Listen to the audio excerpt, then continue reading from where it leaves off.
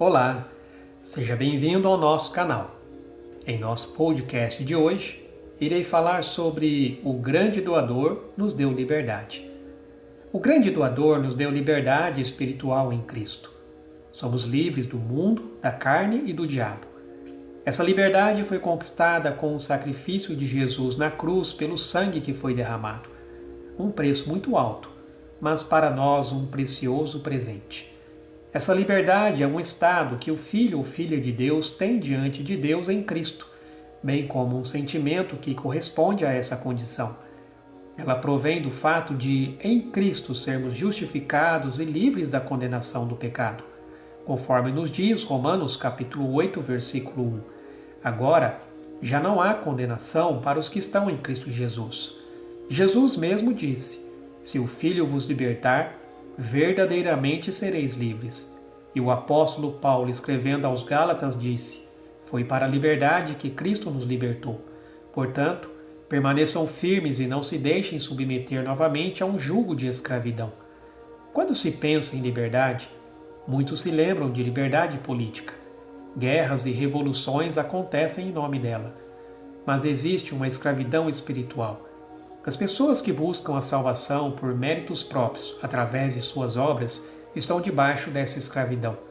No contexto da Bíblia, ser livre da escravidão para os judeus, escravos da lei, significava um verdadeiro alívio para os que tentavam guardá-la, pois viviam na decepção e frustração de sempre falhar, trazendo incerteza se seriam salvos dessa forma. Os que eram escravos de um sistema religioso pagão também buscavam alívio diante das regras e práticas ritualísticas. Porém, a salvação foi conquistada de uma vez por todas por meio do sacrifício de Jesus. Isso sim é ser livre. Cristo nos tornou livres do domínio de qualquer lei que coloque um preço para a salvação. Em 2 Coríntios capítulo 5, verso 21 está escrito que Deus tornou o pecado por nós, aquele que não tinha pecado, para que nele nos tornássemos justiça de Deus. De fato, existe um preço, mas Jesus pagou o preço com o seu próprio sangue. Para aqueles que o recebem e aceitam o seu sacrifício, são verdadeiramente livres.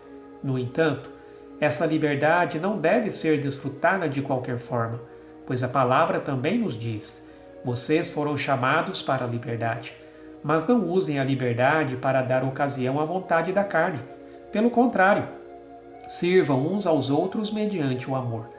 Isso significa que você não deve tirar proveito de sua liberdade para satisfazer suas paixões carnais, mas, baseado no amor, servir as pessoas. A carne é o símbolo da natureza humana caída e corrompida pelo pecado. Ela remete ao desejo do homem caído. Seu corpo não é a fonte do pecado, mas pode ser usado como instrumento dele. O problema está no coração e seus desejos impuros. O coração aqui se refere ao centro de sua vida moral e espiritual. Um coração liberto em Cristo está livre das obras da carne, mas cheio do fruto do Espírito. O modo correto de usar a liberdade em Cristo é amar a Deus e amar as pessoas. Sua liberdade custou muito caro, a vida do Salvador Jesus Cristo. Por isso, valorize sua liberdade todos os dias da sua vida e seja grato. Você é livre para amar a Deus e servir as pessoas. Você é livre de dogmas e ritos sem sentido. Você é livre da religiosidade, de formas e rótulos que tentam prendê-lo debaixo de um jugo desnecessário. Você é livre para servir mais e melhor, com seus dons, talentos e recursos. A liberdade foi dada por Deus para que você viva em doação de vida. Você já recebeu sua liberdade em Cristo? Você tem desfrutado e usado essa liberdade para amar a Deus e servir as pessoas, levando outros aos pés de Jesus?